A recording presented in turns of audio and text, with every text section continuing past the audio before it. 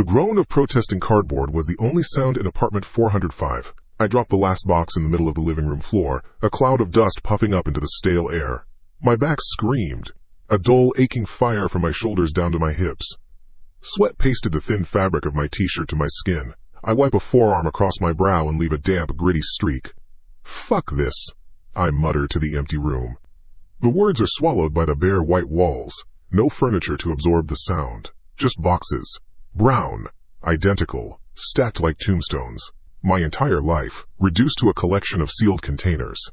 I look around. The carpet is a bland, uninspiring beige, dotted with darker stains from tenants past. The single large window looks out onto the brick wall of the building next door, so close I could probably read the graffiti on it if I leaned out. A dead tree branch is wedged between the two buildings, a skeletal finger pointing at my new home. This is it.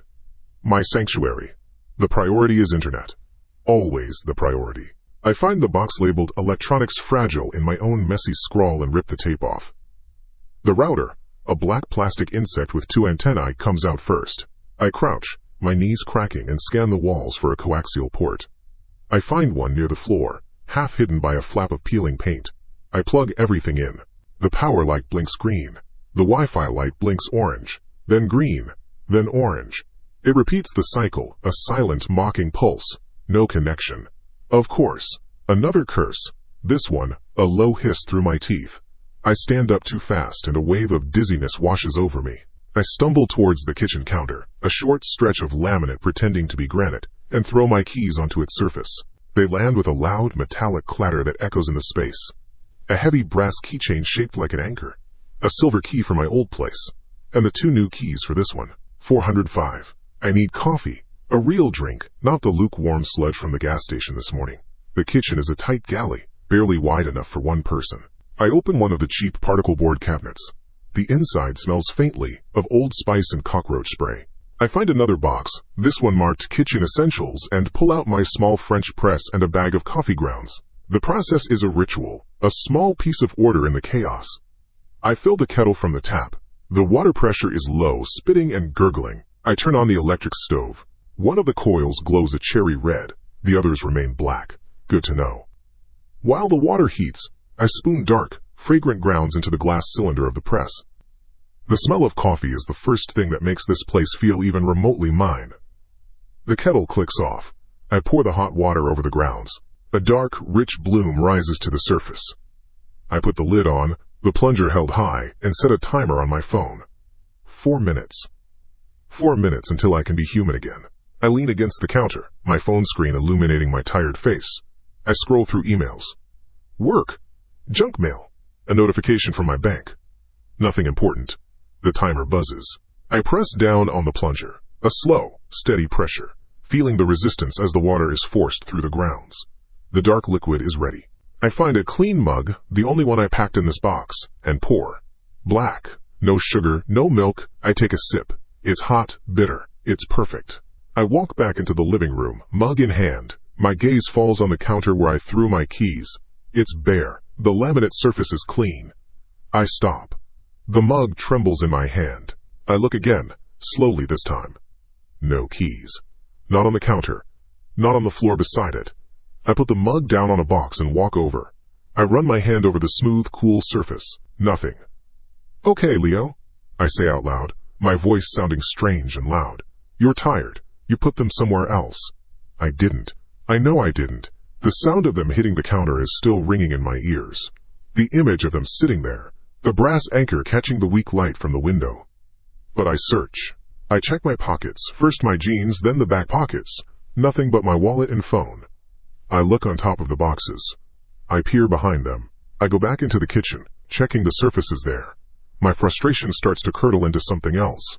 A cold, prickling sensation at the base of my neck. This isn't right. I walk toward the front door, ready to recheck my pockets for the third time. And then I see them. Hanging. They are hanging on the small brass hook next to the doorframe. A hook I hadn't even noticed was there. A hook I have zero memory of touching. The keys are dangling perfectly, the anchor keychain still, as if they'd been placed there with deliberate care. I didn't hang them there. I am 100% certain I walked in, went to the kitchen, and threw them on the counter. I never came near this hook. I never took them off the counter. I picture the last hour in my head. Unloading the car. Up the stairs. Fumbling with the new key. Pushing the door open with my shoulder. Dropping the box. Going for the router. The kitchen. The coffee. The throw. The clatter. The sound is seared into my brain. The keys were on the counter. Now they are on the hook. My breath catches in my throat. I stare at the keys, glinting in the dim hallway light. It's impossible. But there they are. For a long moment, I don't move. The initial annoyance is gone, replaced by a deep, unnerving chill that has nothing to do with the temperature of the room. I tell myself I'm just exhausted. Moving day brain. You do things without thinking. You forget. But I don't forget things like that. A soft knock on the door makes me jump. My heart hammers against my ribs. A second knock, just as soft. Tap. Tap. I move slowly, quietly, my feet silent on the carpet. I put my eye to the peephole. The distorted, fisheye lens shows a woman standing in the hallway. Youngish, maybe my age, with dark hair pulled back in a ponytail. She's wearing a simple gray hoodie and is holding a small white bakery box tied with a red string. She has a smile on her face. A perfectly normal, friendly smile. I watch her through the small glass circle. The light in the hallway flickers. It's a fluorescent bar, and one end of it has been strobing on and off ever since I first came to view the place. Annoying, but whatever. Except right now, as I watch her, the light is perfectly steady, a clean, unwavering white glow. I pull back from the peephole, confused. I take a breath, trying to slow my racing pulse. It's just a neighbor. Be normal. I unlock the deadbolt, a loud, grating sound, and open the door a few inches. Hi, she says. Her smile is genuine. I'm Mia, from 404, next door. I saw the moving truck earlier, just wanted to say welcome to the building. She holds out the box. It's just some pastries from the place down the street. They're pretty good. Oh, hey, my own voice is stiff. Leo, thanks, you didn't have to do that. It's nothing. A little sugar helps on moving day. I take the box from her. Her fingers brush against mine for a second. They're cold. Right, yeah, thanks really. No problem, she says, taking a small step back. See you around, Leo. You too. I close the door, the latch clicking shut. I lean against it for a moment, the small white box feeling heavy in my hand. A nice gesture. A normal, neighborly gesture. I should feel relieved. I don't. Something nags at me. The light. I turn back and press my eye to the peephole again. The hallway is empty. And the fluorescent light is flickering. A frantic, irregular strobe. On. Off. On. Off. Just like it was before. My blood runs cold. I am absolutely sure that when she was standing there, it was steady. I watched her in its clean, constant light. Now, seconds later, the problem is back. Or maybe it was never gone. Maybe I imagined it. I feel a tremor in my hand and realize I'm clenching the bakery box so hard the cardboard is starting to bend. I set it down on the kitchen counter, right where the keys should have been. My heart is still beating too fast. A frantic, uneven drum against my ribs. I feel watched. The feeling is a physical weight, a pressure on my skin. The bare walls of the apartment no longer feel empty. They feel like they're holding a breath. I need to reset. A shower. Hot water. Wash the grime and the paranoia away. I grab a towel and some clothes from a box and head to the bathroom. It's small, with a cheap fiberglass shower stall and a yellowing linoleum floor. I turn the shower on full blast, the water pressure still pathetic, and wait for it to get hot. I strip off my clothes and step in, pulling the thin plastic curtain closed. The hot spray feels good on my aching muscles. I close my eyes, letting the water run over my head and face. The sound of it a roar in the small space. It's a wall of white noise, blocking out the apartment, the city, everything. I lather shampoo into my hair. I scrub the sweat and dirt from my skin. For a few minutes, it works. My pulse slows down. My breathing evens out. It was just a weird day. I'm tired, my brain is playing tricks on me. The keys, the light. Simple, explainable things. That's when I hear it. It's a sound so soft, so out of place, that at first I think I imagined it. Over the rush of the water. A soft click. The sound of the front door latch catching, as if it's been gently pushed shut. I freeze, shampoo's still in my hair. I shut off the water. The roaring noise vanishes. instantly replaced by a silence that is suddenly massive and terrifying. Drip, drip, drip. Water runs from the shower head, each drop hitting the floor of the stall with an explosive echo. My own breathing is loud in my ears. I don't move. I listen. My entire body is an instrument, tuned to the slightest vibration. A floorboard creaks in the living room. My heart seizes. It's a faint sound, the sound a house makes when it settles. But it's not the house. It's a weight. A footstep. Silence. I stand there, naked and dripping, water chilling on my skin. I hold my breath until my lungs burn. Who's in my apartment? I locked the door. I heard the bolt. I remember the sound of it. Another sound. A rustle. The sound of clothing. Someone is moving, very slowly, in the main room. I can almost trace the path in my head. A slow exploratory circle. Then it stops. The waiting is the worst part. The silence stretches. 1 minute. 2. 5. I'm a statue in the shower, my muscles locked tight. My knuckles white, where I'm gripping the edge of the stall. Is he still there? Did he leave? Did I even hear anything at all? Every nerve is screaming, do something, get out, stay put, yell, stay silent. My mind is a frantic mess, but my body is paralyzed. He knows I'm in here. He must have heard the shower. This isn't a robbery. A robber would be fast, noisy. This is something else. This is quiet, deliberate. 10 minutes pass, an eternity. The only sound is the slow, rhythmic drip from the faucet and the frantic thumping in my chest. Finally, something in me snaps. I can't stand here anymore. I reach out a shaking hand and grab the only thing within reach. A plastic bottle of shampoo. It feels flimsy and ridiculous in my hand. A weapon. I take a deep, ragged breath. I don't have a plan. Just run. I rip the shower curtain aside and lunge out of the bathroom, shampoo bottle held high. I half slip on the wet linoleum, catch myself on the doorframe, and burst into the living room. Get the fuck out! I scream, the words raw in my throat. The apartment is empty. Boxes. Bare walls. The weak afternoon light filtering through the window. Nothing is out of place. I spin around, my heart trying to beat its way out of my chest. I check the window. It's locked from the inside. I lunge for the front door, shampoo bottle still raised. The deadbolt is thrown. Locked. Just as I left it. I stand there, panting, dripping water onto the beige carpet. My wild yell hangs in the air and then fades, leaving only silence. There's no one here.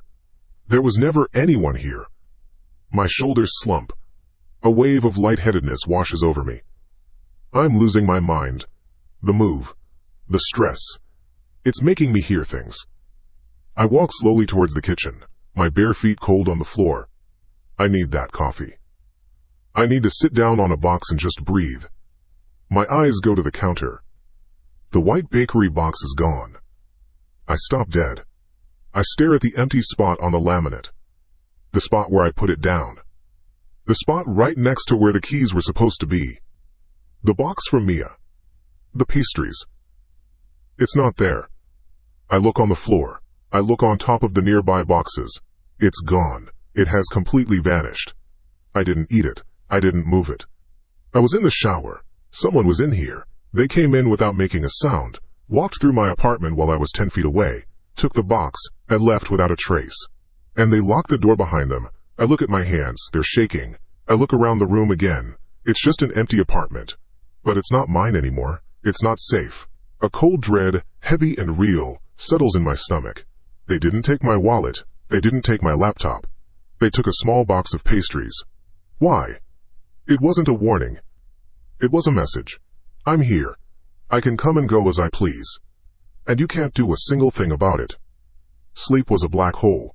I went down into it and woke up with the gritty taste of cheap coffee still in my mouth and the memory of a scream caught in my throat. Sunlight, thin and gray, cut through the single window and laid a stripe across the dusty floor. It was morning. My back hurt. The floor was hard. I'd crashed on a pile of my own clothes, too drained to even look for the box with my bedding. The first thought was rationalization. A survival mechanism. I was exhausted. I was stressed. I hallucinated the sounds. I imagined the missing box of pastries. My brain, overloaded and fried from the move, had created a short, sharp nightmare to process the change. It was a flimsy shield, but it was all I had. I clung to it. I forced myself through the motions of a day. Found the box with my toothbrush. Found a work shirt that wasn't too wrinkled. The apartment was just an apartment in the daylight. A collection of beige walls and unopened boxes. The fear from the night before felt distant, like a story someone else had told me. I left for the office, locking the deadbolt behind me, the sound a solid, reassuring thunk. The hallway light was steady. Not a single flicker. I told myself I'd imagined that too.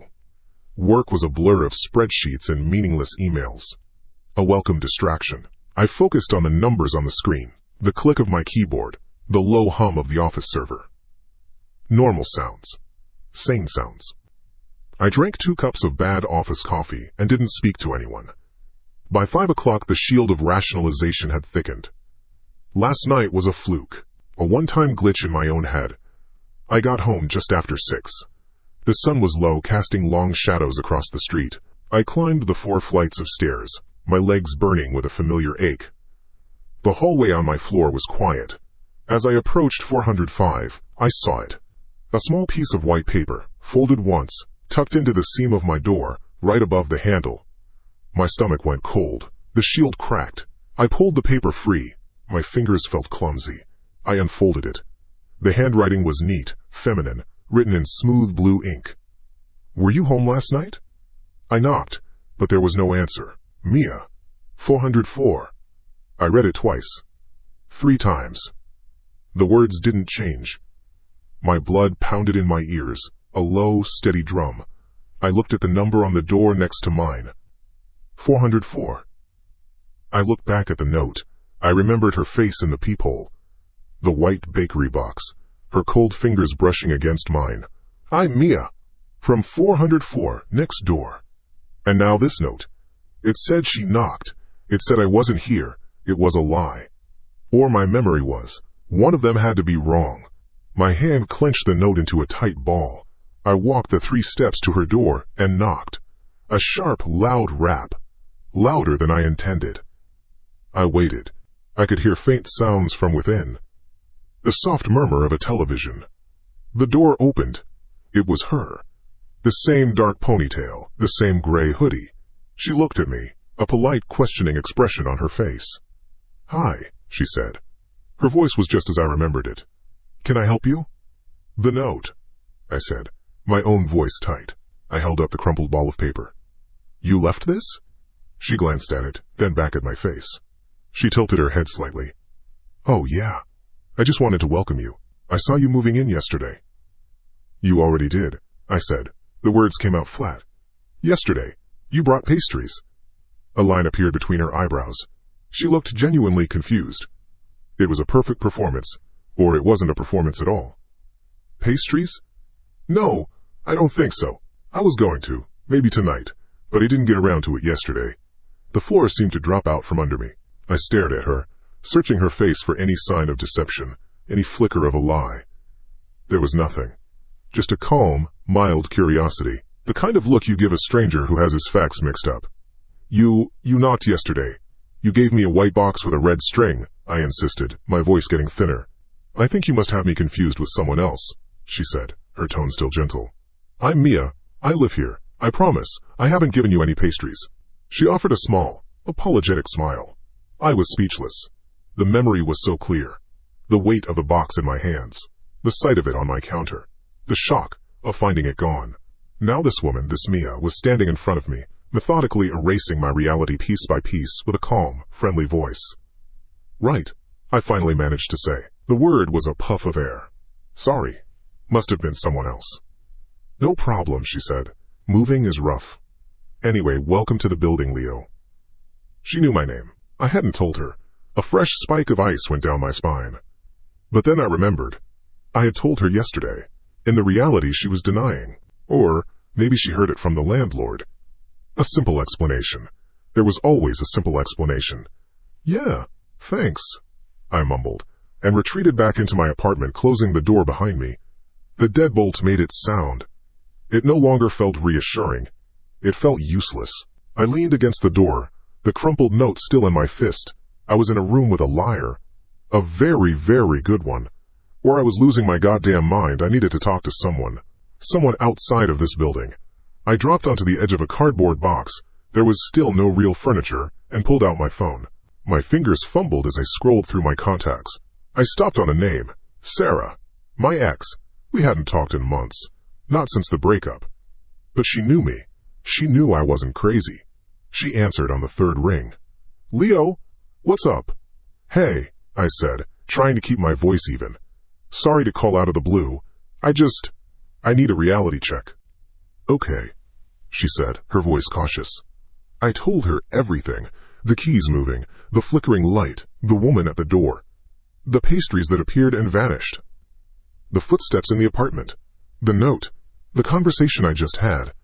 I laid it all out, the words tumbling over each other. As I spoke, I paced the small living room, my gaze sweeping over the boxes, the bare walls, the window that looked out onto the brick wall, and the small air shaft that separated the two wings of the building. From my window, I had a clear, direct view into the window of the apartment opposite mine. 404. As I was talking, a light came on in that window. And she was there. Mia. She was standing in the frame of her window, looking directly across the shaft, directly at me. The friendly smile was gone. Her face was a mask, no expression at all. She wasn't moving, just standing there, in her gray hoodie, watching me pace and talk on the phone. A cold, clinical observation. I stopped moving. My breath hitched. Leo? Are you there? Sarah's voice buzzed from the phone. Shit. I whispered into the receiver. The neighbor. She's at her window. She's watching me right now. I turned my head away for a single second. A reflex, looking at my own empty wall as if it could hide me. What? What's she doing? Just staring, I said. I risked a look back. The window was dark. The light was off. The curtain, a thick, dark fabric, was drawn completely shut. It couldn't have been more than 2 seconds. There was no way she could have moved that fast. No way. Leo? My mouth was dry. She's gone. The light's off, curtains closed. Jesus, Leo, that's creepy. You should call the cops, Sarah said. Or the landlord. Something. And say what? My neighbor looked out her window? My voice was sharp with frustration and fear. A small buzz vibrated against my leg. I pulled my phone away from my ear to look at the screen. A text message notification. Leo, what was that? Hold on, I said, my thumb hovering over the screen. It was from an unknown number. I opened it. 6 words. Don't talk about me behind my back. The phone almost fell from my hand. I felt the blood drain from my face. It was ice water in my veins. My gaze shot back to the dark, curtained window across the airshaft. She heard me. She heard me through the glass, across the 20-foot gap, over the sound of the city. It wasn't possible. I have to go, I said to Sarah, my voice a choked whisper. What? Leo, what's wrong? I ended the call without answering. I stared at the message. Unknown number. I pressed call. The phone didn't even ring. Just a series of fast beeps. And a recorded voice. The number you have dialed is not in service. Please check the number and try again. Not in service. A surge of hot, desperate anger cut through the fear. I wasn't crazy. This was real. This was happening. I threw my phone onto a box and lunged for my front door. I ripped it open and stormed down the hall to 404. I didn't knock. I hammered on the door with my fist. Mia! I yelled, my voice cracking. Open the door! I know you're in there. What the hell do you want? The sound of my own shouting was ugly in the silent hallway. My fist struck the wood again and again. Open the fucking door! There was no answer. No sound of a television. No movement. It was like shouting at a tomb. The fluorescent light above me started to strobe. On, off, on, off. A frantic, silent pulse keeping time with my pounding heart. The hallway felt long and twisted. I pounded until my knuckles were raw and screaming. Nothing. Defeated, I stumbled back. The anger drained away, leaving a hollow, shaking terror in its place. I leaned my back against my own door, 405, and slid down to the floor. I put my head in my hands. The hallway was silent again, save for my own ragged breathing and the soft hum of the strobing light. She was in there, listening, enjoying this. I sat there for a long time. Minutes. My phone was inside. My keys were in my pocket.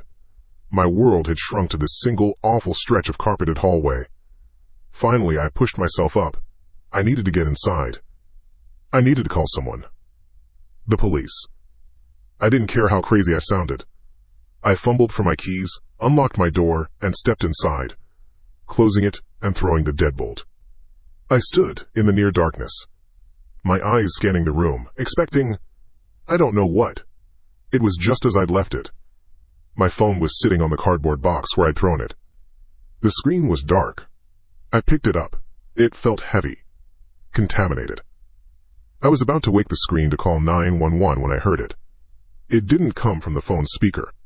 It was a whisper, impossibly close, like someone was standing right behind me, their lips next to my ear. It was her voice, clear, precise, intimate. I just wanted to be friends. Leo. My entire body went rigid. The phone fell from my numb fingers and clattered onto the floor. I didn't turn around. I couldn't. I just stood there, frozen, in the center of my new home, listening to the silence that followed. I did not turn around. My body was a pillar of salt.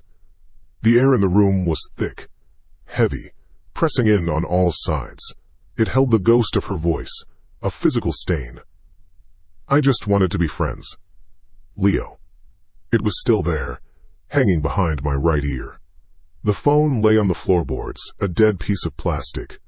The silence that followed the whisper was worse than any sound. It was an active, listening silence. Time ceased to be a line.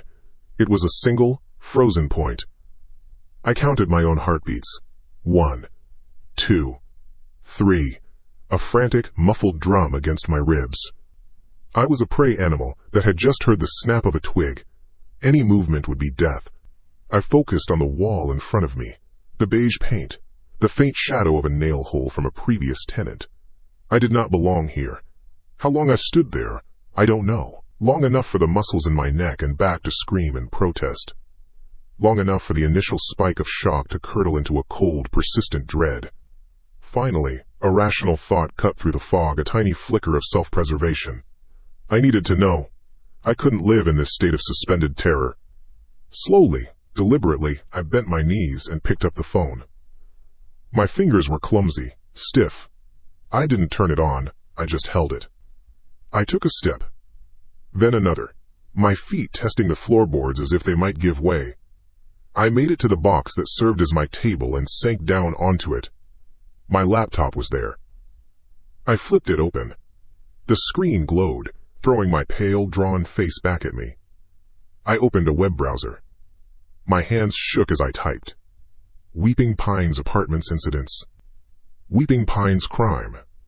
Death Apartment 404, Weeping Pines. The search results were useless. Old rental listings.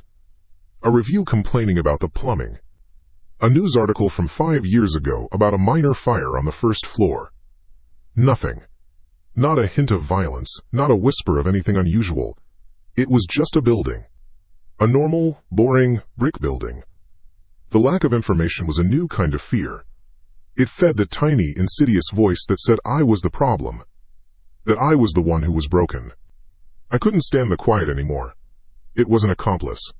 I scrolled through the media files on my laptop until I found an old TV show I'd downloaded. A mindless sitcom. I clicked play and turned the volume up. Loud. The sound of forced laughter and a cheerful theme song filled the room. It was a pathetic shield, but it was better than nothing. I left it playing, a barrier of noise against the world. I opened a spreadsheet from work, trying to force my brain into a familiar pattern. Numbers, cells, formulas. It was a futile effort. My eyes kept flicking up from the screen, scanning the empty space of the apartment, tracing the lines where the walls met the ceiling. Then I heard it. It started so low I almost missed it. A faint texture beneath the noise of the television. A scratching. Scritch. Scritch. Scritch. I froze. It was coming from the wall. The shared wall, with 404. It wasn't a mouse. It wasn't the building settling. This was a deliberate, rhythmic sound, like a fingernail being dragged slowly across drywall. I reached for the laptop, my hand hovering over the trackpad. I killed the volume. The sitcom vanished, and the silence rushed back in, huge and immediate. And the sound was still there. Clearer now, sharper. Scritch, scritch, scritch. It was steady, methodical. Someone was on the other side of that wall, clawing at it. My breath caught in my chest. What the hell? I pushed myself off the box and crept towards the wall, my bare feet silent on the wood. The sound grew louder with each step. I pressed my ear against the cool, painted surface. The vibration traveled through the plaster, directly into my skull. It was a dry, ugly sound, the sound of slow, patient destruction. Anger, hot and sharp, flared through me. It was a relief, a release from the cold fear. This was a game. She was playing a game with me. What the fuck? I breathed against the wall. I drew my fist back and slammed it into the drywall. The boom echoed in the small room, a flat, ugly sound. My knuckles stung. The scratching stopped. Instantly. I held my breath, listening. Nothing. The silence was absolute. I had won. I had called her bluff. I leaned against the wall, a shaky laugh escaping my lips. It was a thin, pathetic sound. I pushed myself away from the wall, a feeling of triumph warring with the leftover dread. My phone vibrated on the cardboard box. The jump was so violent I almost fell. It was a single, hard buzz. My gaze locked onto it. The screen was dark, but I knew. It was her. The same unknown number. I walked toward it like it was a venomous snake. My hand trembled as I reached for it. I picked it up, woke the screen. A message notification. A video file had been delivered.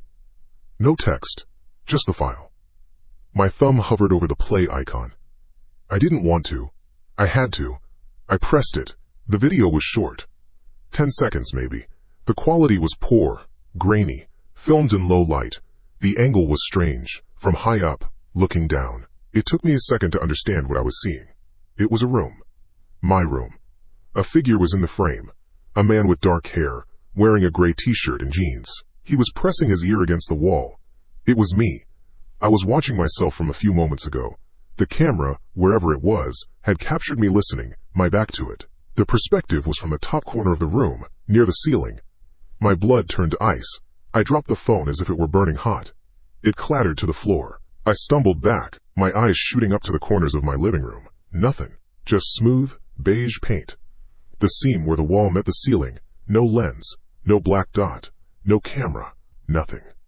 Scritch, scritch, scritch. The sound started again. My head whipped around. It wasn't coming from the shared wall anymore. It was coming from the wall behind me. Panic. Pure, animal panic. There was no thought. There was only the primal scream in my head. Get out! Hide! I lunged for the only other room. The bedroom. I scrambled inside, slammed the door shut, and fumbled with the cheap brass lock. It clicked into place. It felt like nothing. A suggestion, not a barrier. My eyes darted around the small room. Boxes. A mattress on the floor. A heavy wooden dresser, still full of clothes I hadn't unpacked. I grabbed the sides of the dresser. Adrenaline gave me a strength I didn't know I had. I grunted, heaving it, the wood scraping and groaning against the floor as I dragged it in front of the door. It shuddered into place, a solid, heavy barricade. I backed away, collapsing into the far corner of the room, pulling my knees to my chest. My breathing was a ragged, painful gasp. I listened. Scritch, scritch. It was on the bedroom door now. Then it moved. To the wall on my left. A slow, deliberate scraping. Then the wall on my right. It was circling me. The sound was changing. It was faster now. More frantic. It wasn't one set of fingernails. It was more. It sounded like dozens. A chorus of scratching from all sides. A frantic, desperate sound. As if the entire building was trying to claw its way into this one small room. The plaster walls felt thin, like paper. The sound was deafening, a storm of dry, sharp noise that filled my head and vibrated through my bones. They were everywhere, all around me, boxing me in. I squeezed my eyes shut and pressed my hands over my ears. It didn't help. The sound was inside my skull. It grew louder, more frenzied, a crescendo of clawing, scraping, tearing. I was going to die here. They would tear the walls down and pull me out. And then, it stopped, all at once. The storm ceased. The silence that fell was shocking, complete. It rang in my ears, a hollow tone where the chaos had been. I kept my hands clamped over my ears, my body coiled tight in the corner. I waited. I listened for a footstep, a whisper, the turn of the doorknob. Nothing. 1 minute passed, then 5, then 10. The silence held. It was no longer a listening silence, it was just an empty one. My adrenaline began to fade, replaced by a deep, bone-aching exhaustion. The shaking in my limbs slowly subsided. Was it over? Was it just a game? A horrific, elaborate prank to break me. Slowly, I stood up. My legs were weak. I moved to the door, my ear pressed against the wood of the dresser. I heard nothing from the other side. Cautiously, I began to push the heavy furniture. It scraped against the floor, the sound obscenely loud in the stillness. I moved it just enough to access the lock. My fingers were slick with sweat as I turned the small knob. The click was a gunshot. I pulled the door open a crack. I peered into the living room. It was just as I had left it. The laptop on the box. My phone on the floor. The light from the street cast long shadows, but nothing was out of place. It was empty. Quiet. I took a hesitant step out, then another, my eyes scanning every inch of the space. A wave of relief washed over me, so potent it almost made me sick. It was over. Whatever it was over. I was safe. Maybe Sarah was right. Maybe I should just leave, pack my things and go, break the lease. I don't care.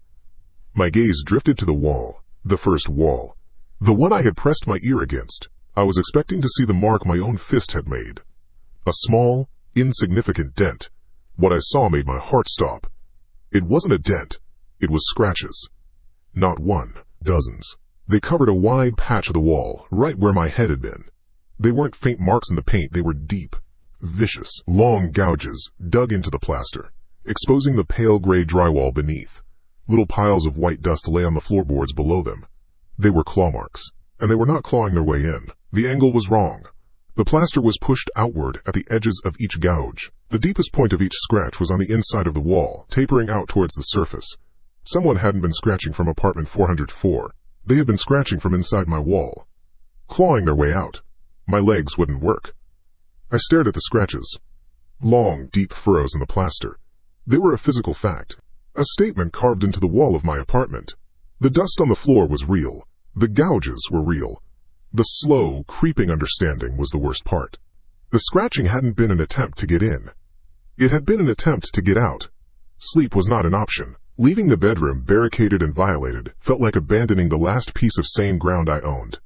But staying in there, listening to the silence, was worse. I spent the next few hours sitting on the floor of my living room, my back against the opposite wall, just watching the scratches. The streetlights outside cast a sick orange glow into the room, making the gouges look like dark, weeping wounds. I had to do something. The police? What would I say? Someone is scratching my walls from the inside. They sent me a video of myself. I would be the one in the back of a car, not them. I had one point of contact with the reality of this building. A person who was paid to be here, to know things. The security guard. Dawn came. The gray light felt like an accusation. I hadn't slept. My eyes burned. My clothes were the same as yesterday. I ran a hand over my face. The stubble felt like sandpaper. I looked in the small bathroom mirror. The man looking back was a stranger. His eyes were wide, the skin around them dark. He looked hunted. I left my apartment. The hallway was the same. The elevator ride down was the same. The world outside my door was pretending to be normal. The lobby was small and smelled of stale coffee and lemon-scented cleaner. An old man sat behind a worn wooden desk, watching a tiny television with the volume turned low. He wore a faded blue uniform. His name tag read, Frank. He glanced up as I approached, his expression flat and uninterested. He was sipping from a stained ceramic mug. "Can I help you?" His voice was gravelly, a sound produced by decades of cigarettes. I leaned on the desk, my hands felt unsteady. "I need to make a complaint about my neighbor." Frank took another slow sip of whatever was in his mug. "Apartment number?" 404. The number felt ugly in my mouth. "She's making a lot of noise. At all hours. Banging, scratching sounds." He didn't even look at the logbook in front of him. "Scratching?" He raised a gray eyebrow. "Yes, and other things. She's harassing me." My voice cracked. I sounded weak. I hated it. "She leaves things at my door. She calls me, whispers things. It needs to stop." Frank put his mug down. He picked up a pen but didn't write anything. "What's the resident's name?" "Lynn." She said her name was Lynn. The pen stopped moving. Frank placed it carefully on the desk, perfectly parallel to the edge. He took his mug and set it down on a coaster. He folded his hands. Every movement was slow, deliberate. He finally looked up from the desk and met my eyes. The disinterest was gone. His gaze was sharp now, analytical. It made the skin on my neck prickle. "Apartment 404, you said?" "Yes, 404. "And the name was Lynn?" "Yes." I was getting impatient. It felt like an interrogation. "What does it matter? She's your tenant, you need to handle it." He leaned back in his chair, the old springs groaning in protest. He stared at me for a long moment. It was an uncomfortable, piercing gaze. "Son," he said, his voice lower now. "Are you sure you got the right apartment? The 4th floor?" "Of course I'm sure. It's the apartment right next to mine." "Because apartment 404, that apartment has been vacant for years." He said it like a simple fact, like telling me the sky was blue. "Hasn't had a tenant in it since there was that trouble." The air left my lungs. The lobby seemed to tilt. "What are you talking about?" "She's there. I've seen her. I've talked to her." Frank just shook his head slowly. "Maybe it's someone on the 5th floor? Sound travels funny in this old building." "No, it's 404. "What? What trouble?" I pressed, my voice barely a whisper. He waved a dismissive hand. The gesture was meant to shut down the conversation. It was a long time ago. Nothing to worry about now. He picked up his mug again, a clear signal that the discussion was over. "Probably just a mix-up. You get some sleep, kid. You look like you've seen a ghost." I stumbled back from the desk. He was lying. Or he was covering for her. Why? Why would he lie about something so easily proven? I didn't believe him. I couldn't. Believing him meant something else. Something worse. I didn't take the elevator. I took the stairs, my feet pounding up the concrete steps, 2 at a time. My heart hammered against my ribs, a frantic, desperate rhythm. He was wrong. He had to be wrong. I would prove it. I would bang on her door until she answered, and I would drag her down to the lobby and show that old man the face of the person who was tearing my life apart. I burst onto the 4th floor landing, breathing hard. The hallway was silent. I stood in front of her door. 404. The brass numbers were tarnished. The door was a flat, featureless slab of painted wood. I stood there, my fists clenched, my whole body trembling with a mixture of rage and terror. I didn't knock. I leaned forward, pressing my eye to the peephole. Total darkness. I couldn't see a thing. Not a sliver of light. Not the outline of a piece of furniture. It was like looking into a void. I pulled back. Maybe she was out. Or maybe she was standing on the other side, her eye pressed to the glass, looking right back at me. I reached out a trembling hand and rested my fingers on the doorknob. It was cold. Colder than it should have been. My plan to hammer on the door dissolved. A new idea, a more dangerous one, took its place. I had to know. I had to see inside. I turned the knob. There was a soft metallic scrape. A click. It wasn't locked. My breath hitched. The door moved inward a fraction of an inch under the pressure of my hand. It was open. My blood ran cold. I should have turned around. I should have gone back to my apartment, locked the door, and called the police, the movers, anyone. But I couldn't. I was caught. I had to see what was on the other side of that lie. I pushed the door open. It swung inward without a sound, revealing the room beyond. And my mind simply stopped. The guard hadn't been lying. The room was completely, utterly bare. There was no furniture, no friendly welcome mat, no sign of life. A thick carpet of gray dust covered every inch of the floorboards, undisturbed, unbroken.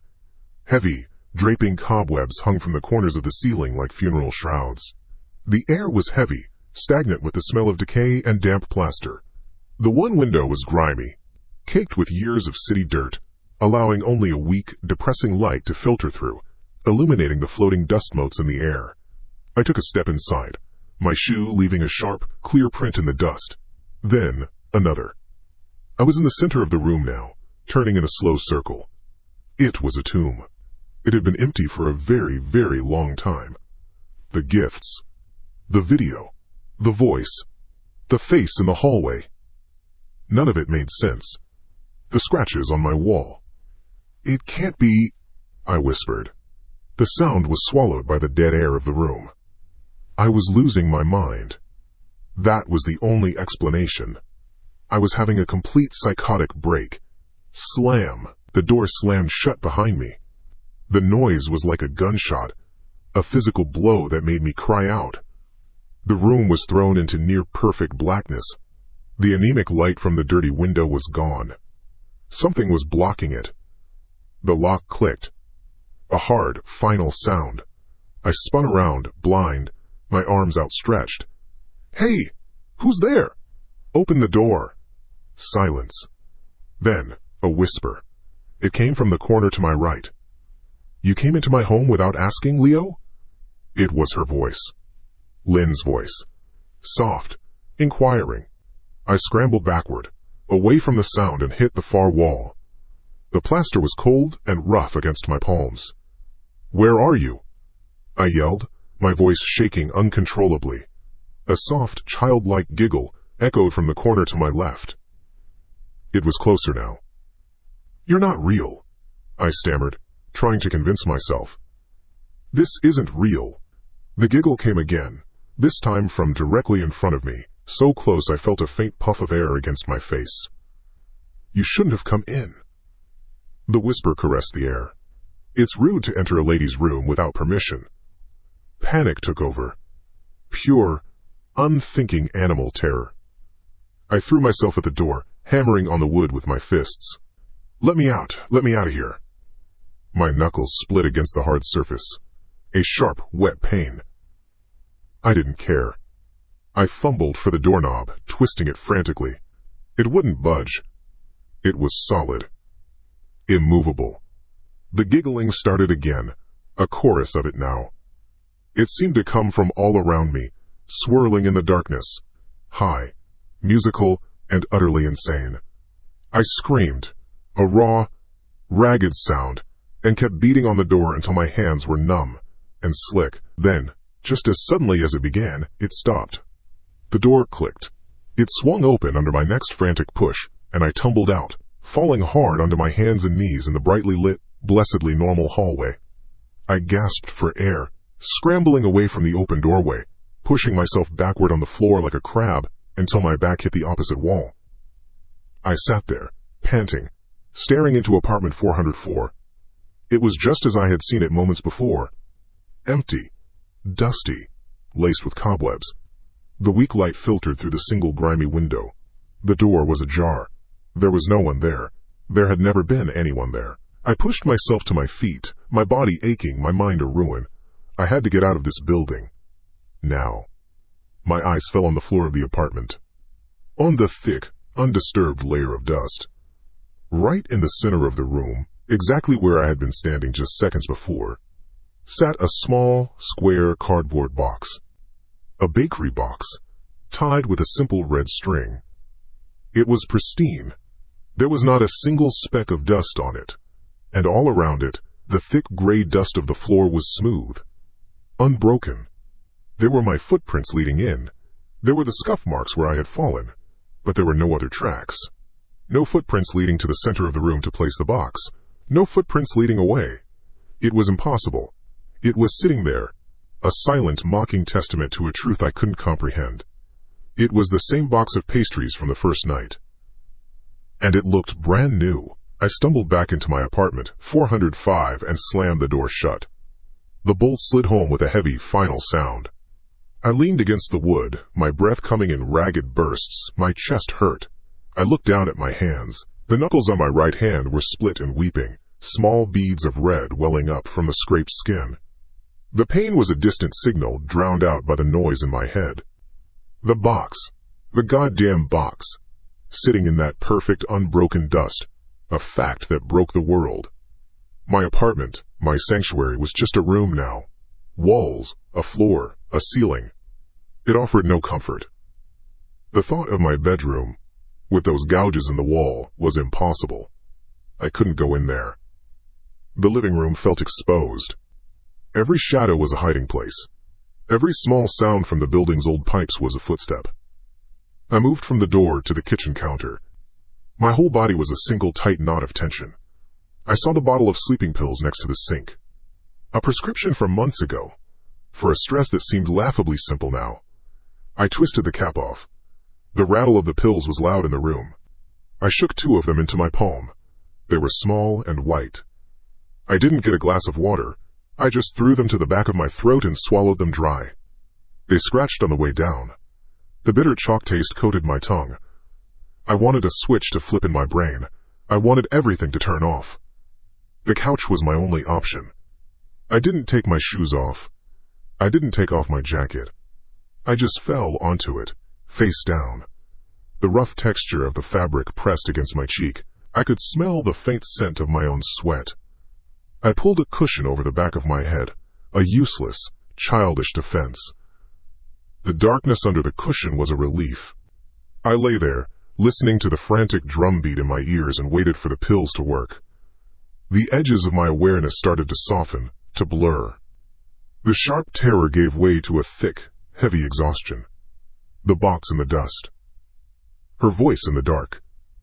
The world dissolved into a dreamless leaden weight. A touch woke me. It wasn't a sound. It wasn't a light.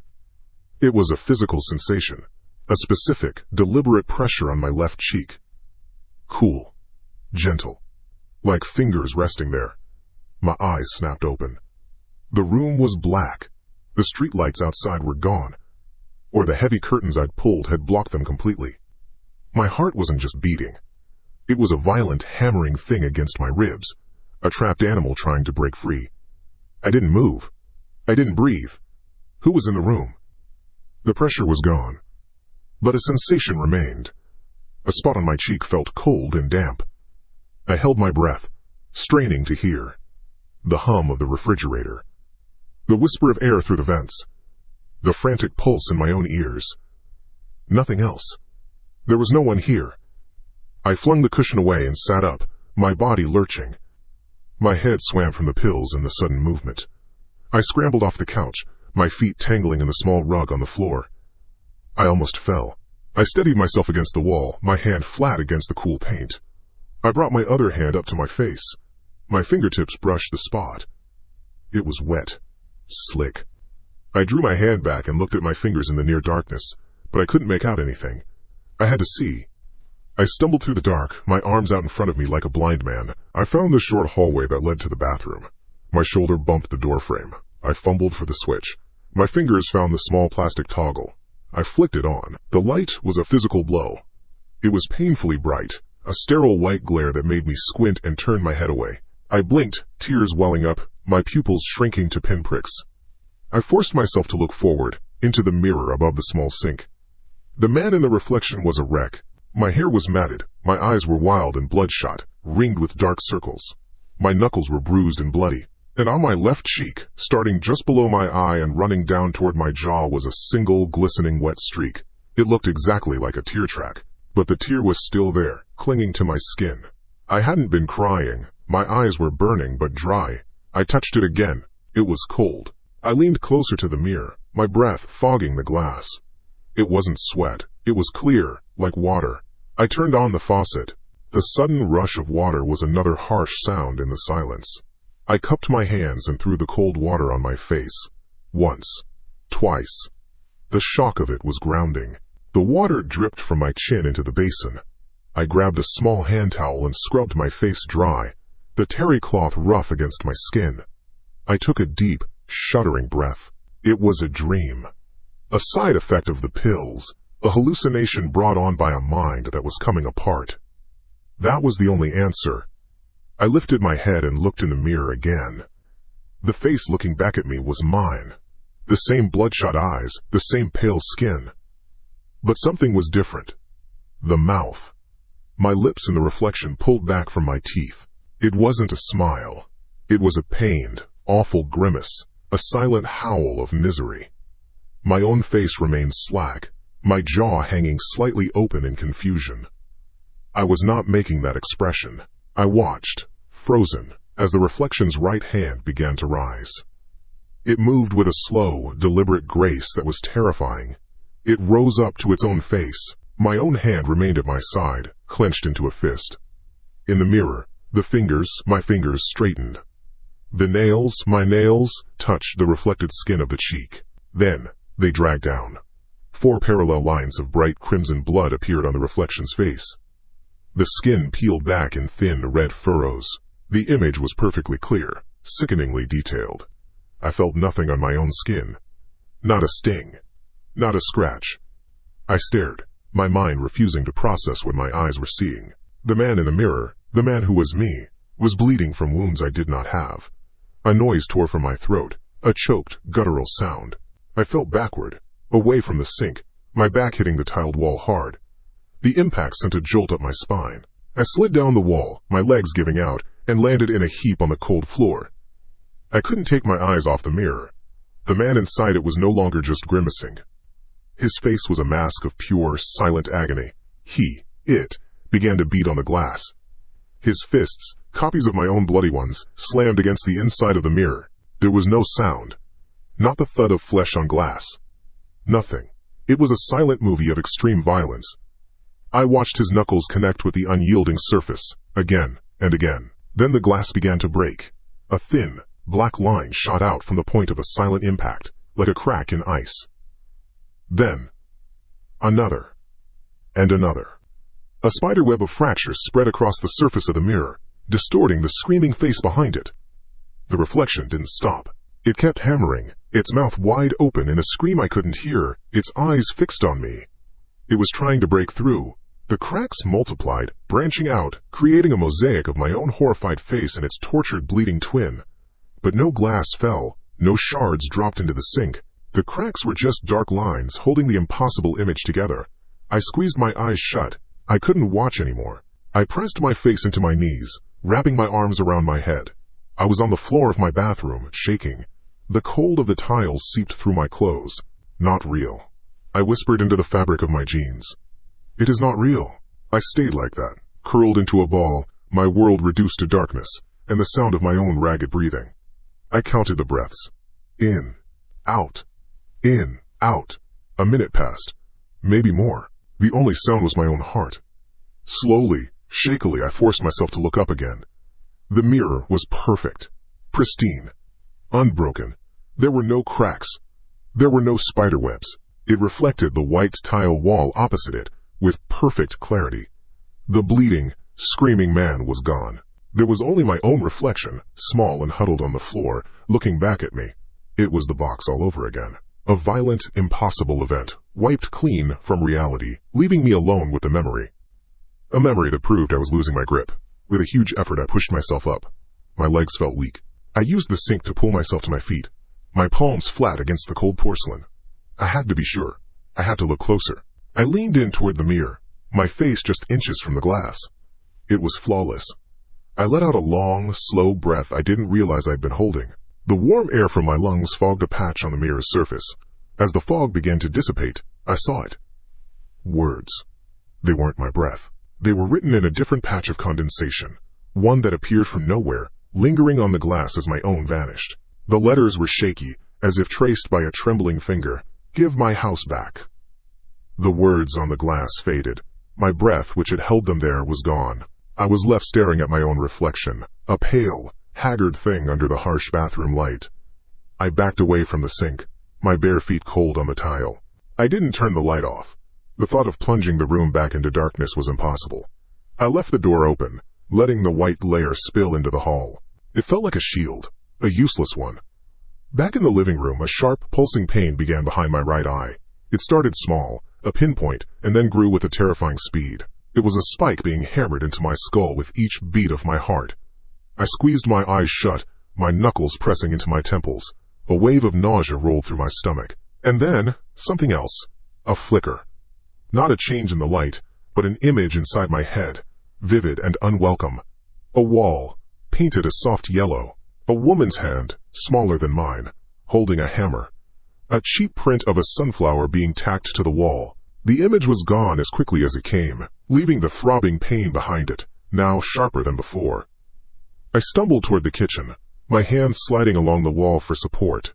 The pain was getting worse. I needed aspirin, Tylenol, anything. The bottle of sleeping pills sat on the counter, a mocking testament to a different kind of problem. I swept it aside with a clatter. I remembered a first aid kit, somewhere. In one of the boxes I still hadn't unpacked. There were 3 of them stacked near the front door, monuments to my own inertia. I knelt, my head swimming. The top one was labeled kitchen. The second, books. The bottom one was just a brown cardboard box, sealed with a wide strip of yellowing packing tape. I didn't remember what was in it. Electronics, I thought. Old wires, useless chargers, the debris of a past life. Maybe the kit was in there. It was a stupid hope, but it was the only one I had. My fingers fumbled with the tape. It was old and brittle, and it peeled away with a dry, ripping sound. I lifted the cardboard flaps. My head pounded. I needed to find the pills. I reached inside. My hand touched something soft. Not the hard plastic of a charger, or the smooth coil of a cable. I pulled it out. It was a small canvas, no bigger than a sheet of paper. On it was a painting. A crude but vibrant painting of a sunflower. My blood ran cold. The pain in my head receded, replaced by a different kind of pressure. I set the small canvas on the floor and reached back into the box. My fingers closed around the hard spine of a book. I lifted it out. It was a journal, a simple black-covered diary with an elastic band holding it shut. Beneath it, a plastic baggie with a few hair clips inside. One of them was shaped like a small silver butterfly. This was not my box. These were not my things. I had packed every box myself. I had moved them myself. I had sealed them myself. I looked at the side of the box. My own handwriting in thick black marker. Misha Sky-esque computer stuff. But it wasn't. My hands were shaking as I pulled the elastic band off the journal. The book fell open in my lap. The paper was clean, the lines filled with a neat, looping cursive. Feminine handwriting. The first entry was dated 6 months ago. Moved in today. Apartment 405 is everything I dreamed of. The light in the afternoon is just perfect. It feels like I can finally breathe. I'm going to paint this place full of sunflowers. I stopped. 405. She was talking about this apartment. A knot formed in my gut. I read on, my eyes scanning the pages, the neat script a stark contrast to the chaos in my mind. She wrote about her job, about a new coffee shop she liked, about the city. It was mundane. It was normal. Then she mentioned the neighbor. Met the guy in 404 today. He was in the hall when I was bringing in my groceries. He didn't say anything, just sort of watched me. A little strange, but it takes all kinds, I guess. Apartment 404. My apartment. I lived in 404. A memory, thick and black, tried to surface, but the pain in my head flared again, beating it back down. I was in 405. The lease, the key, the number on my door was 405. I knew it was. I had to be. I kept reading. The tone of the diary began to change. The cheerful, breezy entries grew shorter, more clipped. The man from 404. I see him all the time now. Whenever I leave, he's there. In the hall. By the mailboxes. He never speaks. He just looks at me. His eyes are, I don't know, empty. I heard noises last night. Scratching. At my front door. I looked through the peephole, but there was no one there. I didn't sleep. Why is he always home? I work from home half the week, and I can hear him, just pacing. A footstep on the floor, then silence, then another one. For hours, it's right above the living room. But I lived on the 4th floor. There was no one above me but the roof. The words on the page started to blur. I flipped forward, through pages filled with growing dread. The neat cursive became shakier, the loops tighter. He left something at my door. A small, carved wooden bird.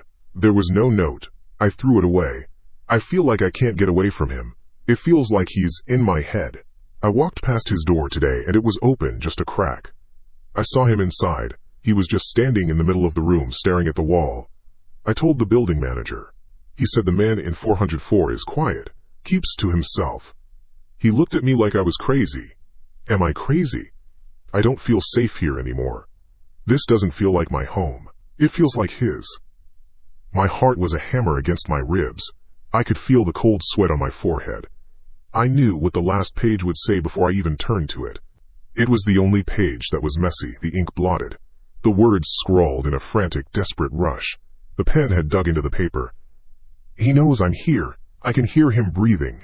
He's not in the hall. The sound is inside. The lock is still on. How did he get in? He's in my apartment. That was it. The last entry. He's in my apartment. Cash. The sound was tiny. Almost nothing. A pin dropping. But in the dead quiet of the room, it was a gunshot. It came from the bedroom. My head snapped up, my eyes locking on the open doorway at the end of the short hall. I didn't breathe. I strained my ears, listening past the frantic drumming in my own chest. The door to my bedroom closet, the one with the gouges on the inside, began to move. It opened slowly, deliberately. Not a swing, but a controlled creep. A dark vertical slit widened in the gloom of the bedroom. It opened a foot wide, then stopped. It hung there, a motionless rectangle of deeper blackness. I remained on the floor, the open journal heavy in my hands. I was paralyzed. My body was a block of ice. I couldn't scream. I couldn't run. My eyes were fixed on that black space. And then I saw them. 2 points of light. Low in the darkness of the closet, at the height of a kneeling man. They weren't lights. They were reflections. The dim glow from the living room catching on something wet. 2 eyes. They were staring directly at me, unblinking. Patient. The world narrowed to the space between me and that closet. The box on the floor, the journal in my hands, the pain in my head. It all dissolved. There was only the quiet of the apartment and the unwavering stare from the darkness, a staring contest with the thing in my closet. My lungs burned for air, but I refused to make a sound. Any movement felt like a surrender. Any breath felt like an invitation. Seconds stretched into minutes. The eyes did not move. They just watched. A silent, predatory assessment. Suddenly, the lamp on the end table flickered. Once. Twice. Then it went out. The whole apartment plunged into blackness. Not a gradual dimming, but an instantaneous void. The power was out. My heart seized. The eyes were gone, swallowed by the absolute dark. But I knew they were still there. The sense of being watched was now a physical weight on my skin. I could hear it in there. A soft, wet inhalation of breath. Then a sound. A soft scrape of fabric on wood. It was moving. A clicking sound from the wall, loud and violent. The lamp flashed back on. The refrigerator hummed to life. The power was back. The sudden light was blinding. I flinched, my eyes screwing shut. I blinked, the room swimming back into focus. The closet door was closed, shut tight, as it had been before. My hands were empty. The journal was gone. I looked down at my lap, at the floor around me. Nothing. My gaze shot to the cardboard box. The small sunflower painting was gone. The hair clips were gone. I scrambled over to it on my hands and knees. Inside was a tangled mess of black and gray power cords, a dusty modem, and an old mouse with a yellowed plastic shell. My computer stuff. Exactly what I thought was in there. Exactly what it should have been. There was no diary. There were no paintings. There was no proof. Only me, alone in my apartment, kneeling on the floor, staring into a box of my own junk. The memory of the words, the feel of the paper, the stare of the eyes. It was already starting to feel like a dream, a hallucination, a story my broken mind had told itself. My mind was a blank wall. The box of computer junk sat on the floor, a mundane monument to a life I thought was mine. The memory of the journal, of her looping cursive, of the eyes in the closet was a film of grease on water. I could see it, but I couldn't touch it. It shimmered and broke apart when I tried to focus. I was the one who was wrong.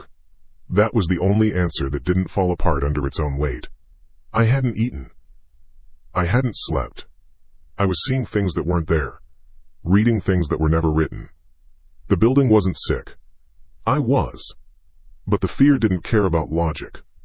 The fear was a physical thing, a shard of glass working its way through my gut.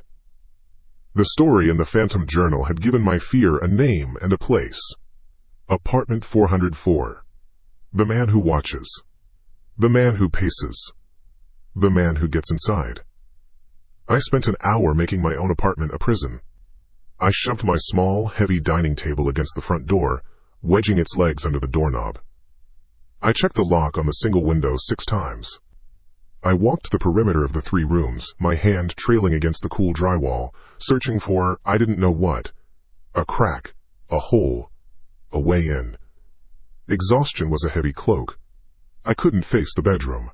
The image of the closet door, a black rectangle of waiting, was burned onto the back of my eyelids. I collapsed onto the couch in the living room, pulling a throw blanket over me that smelled of dust and disuse. I stared at the ceiling. The building was old. I could hear its hum, the churn of water in pipes, the low groan of the elevator miles away. These were the normal sounds, the sounds I clung to. I closed my eyes, praying for a quiet, dreamless black sleep. Then came the noise. It started so low I thought I was imagining it. A low, grinding whine. Not a scrape. Not a footstep. It was mechanical. It burrowed into the wall behind the couch, a high-pitched vibration that I could feel in my teeth. It lasted for 10 seconds, then stopped. My eyes snapped open. I lay perfectly still, my body rigid, my ears strained, trying to parse the sound. It wasn't the wind, it wasn't the pipes. It came again, louder this time. A high-speed drilling sound, zood. It buzzed directly from the shared wall.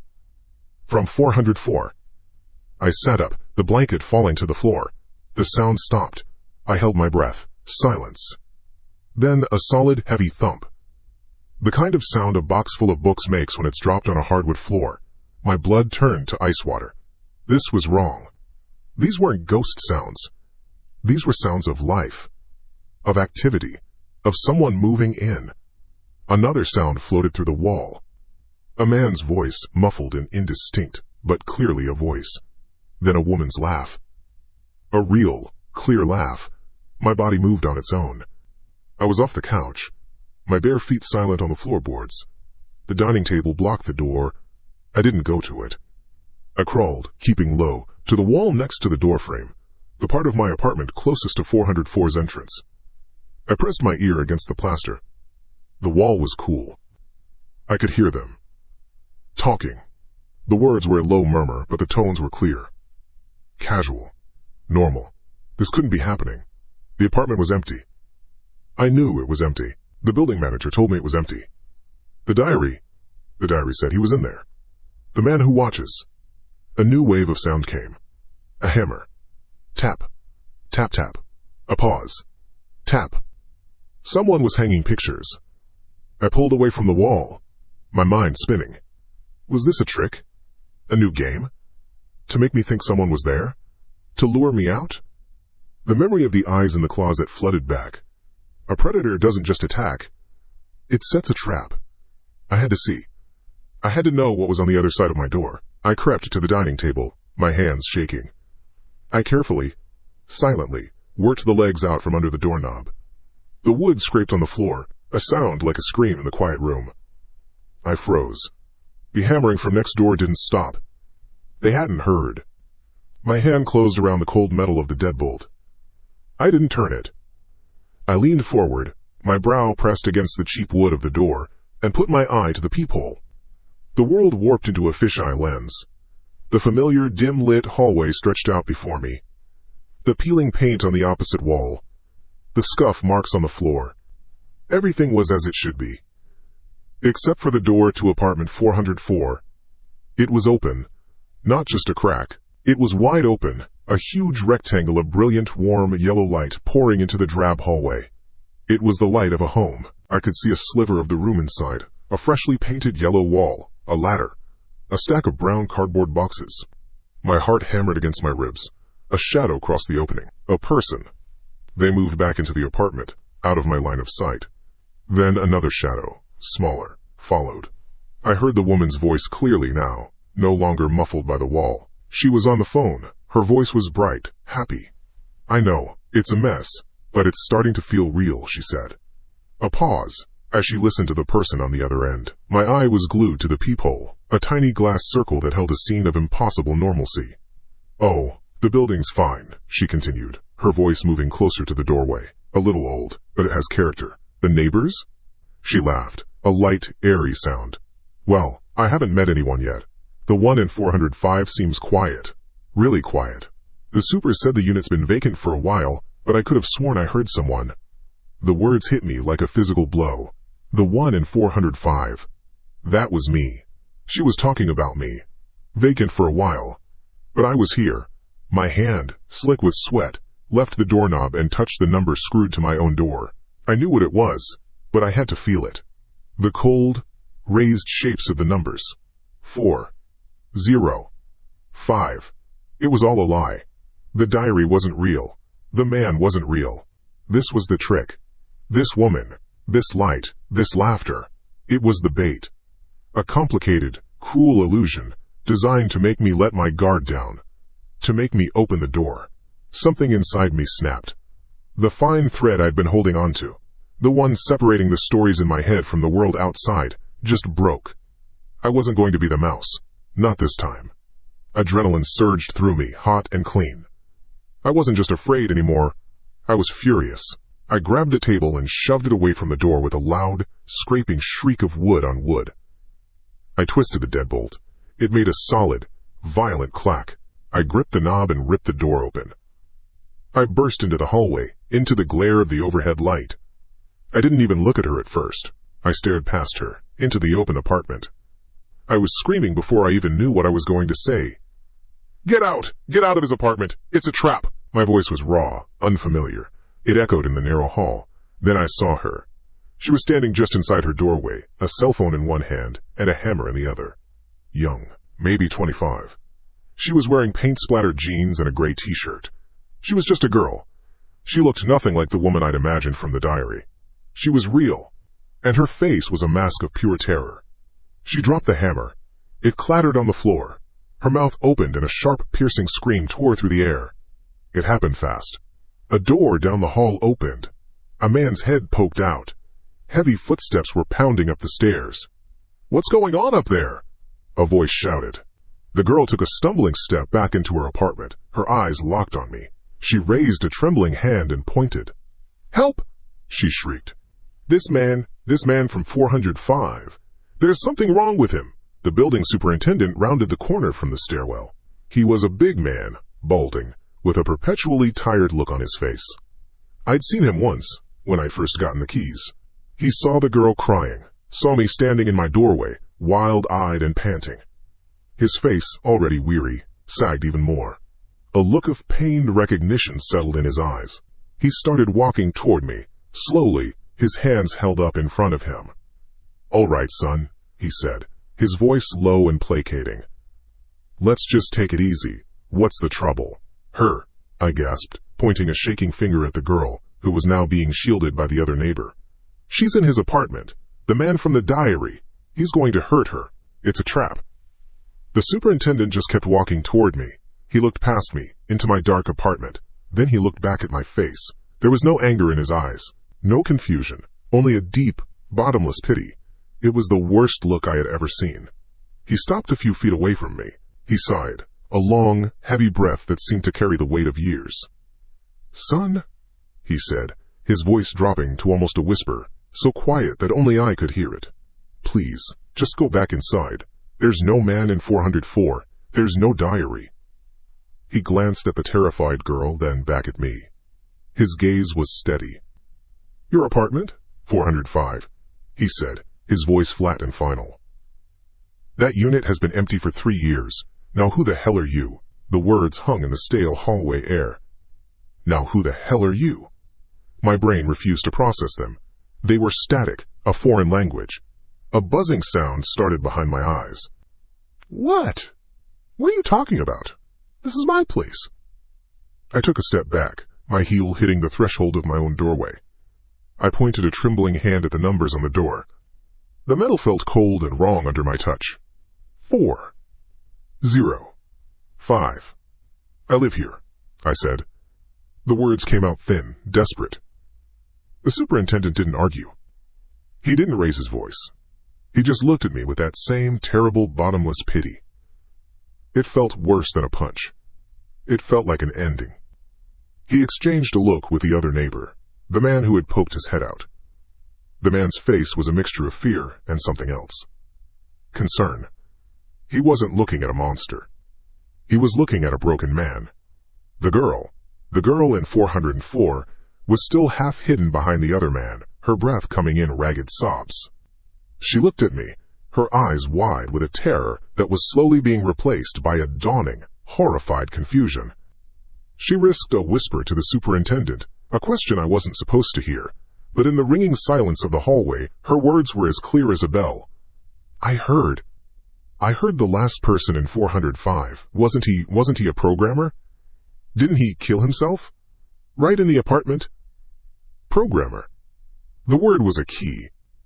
It unlocked a door in my head I didn't know was there. A jolt. A flash of white-hot pain behind my temples. A memory surfaced, not a gentle thing, but a jagged piece of shrapnel. A screen filled with code.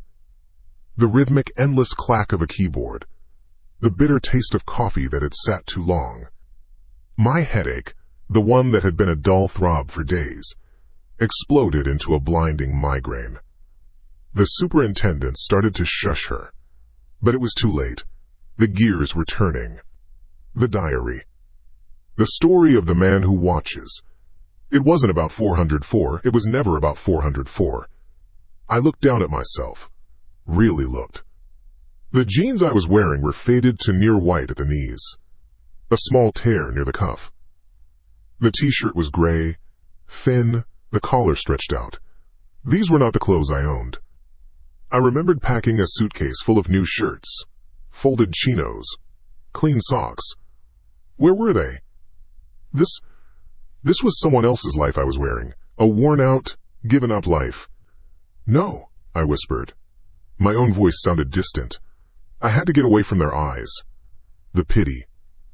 The fear. I lurched back into my apartment, slamming the heavy door shut. The click of the deadbolt was a final, damning sound. I leaned against the wood, my chest heaving, trying to pull air into lungs that felt like they were filled with cement. Safe. I was safe. I was in my home. I pushed myself off the door and turned to face the room. The world flickered. It was the only way to describe it. For a split second, the stack of cardboard boxes by the wall, the ones filled with my books and kitchenware, became transparent. I could see the wall right through them. Then they snapped back into solid reality. I squeezed my eyes shut, then opened them again. The computer on the small desk across the room did the same thing. The black tower and monitor wavered, their edges blurring, dissolving like smoke for an instant before reforming. My heart hammered against my ribs, a frantic, trapped bird. I held up my hand in front of my face. The skin was pale, waxy. The light from the single lamp in the corner wasn't just illuminating my hand, it was passing through it. I could see the faint, dark grain of the wooden door behind my palm, a ghost image overlaid on my own flesh. The lines of my life, the knuckles, the veins, they were all there, but they were losing their substance. They were becoming a suggestion, a memory of a hand, rather than a real one. This isn't real. My mind is broken. That's all. I'm sick. But the cold that was creeping up my spine wasn't a symptom of a fever. It was a deep, fundamental cold. The cold of a place where fires don't burn. I stumbled away from the door, my legs clumsy. I needed proof. I needed to see my face. I needed to see that I was still here. The bathroom. The mirror. I scrambled across the living room, my bare feet making no sound on the floorboards. I shoved open the bathroom door and fumbled for the light switch. I flicked it. Up. Down. Up. Nothing. The bulb was dead. The only light was a thin, weak stripe coming from under the door, casting the small room in near total darkness. It was enough. I gripped the edges of the porcelain sink. The ceramic was cold, solid, a real thing. I held on to it. A drowning man clinging to a piece of wreckage. I forced myself to look up, into the medicine cabinet mirror. At first, I saw nothing. Just a dark rectangle, a void reflecting the deeper blackness of the room. I could hear my own breathing, a rough, wet sound. A faucet dripped somewhere in the building, a steady, maddening plink, plink, plink, echoing in the silence. Slowly, as my eyes adjusted, an image began to form in the glass. It wasn't a reflection in the way I knew it. It was more like a photograph developing in a darkroom tray, emerging from the chemical gray. A shape. A face. It was my face, but it was a lie. The man in the mirror was a corpse. His skin was stretched thin and translucent over sharp cheekbones. His lips were a pale, bloodless line. And his eyes were not my eyes. They were dark pits. There was no light in them, no recognition. They held nothing but the vast, crushing weight of a final, irreversible despair. It was the face of a man who had looked into the abyss and had not been strong enough to look away. It was my face on the day I died.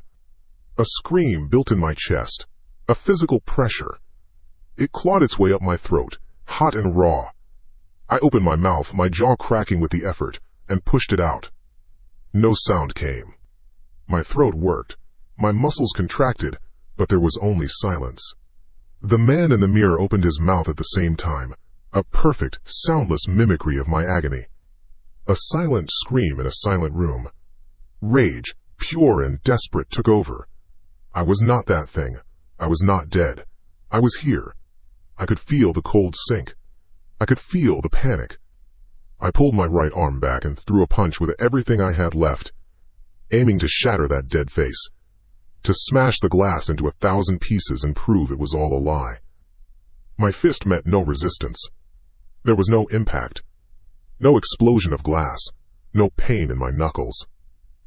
My hand passed through the surface of the mirror, as if it were a sheet of smoke. A puff of cold, dead air swirled around my wrist.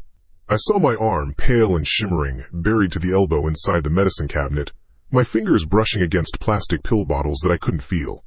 I pulled my arm back, a choked, terrified sob finally escaping my lips, a pathetic, wet gasp. My hand was whole. The mirror was untouched. It was over. The fight was over. I had lost.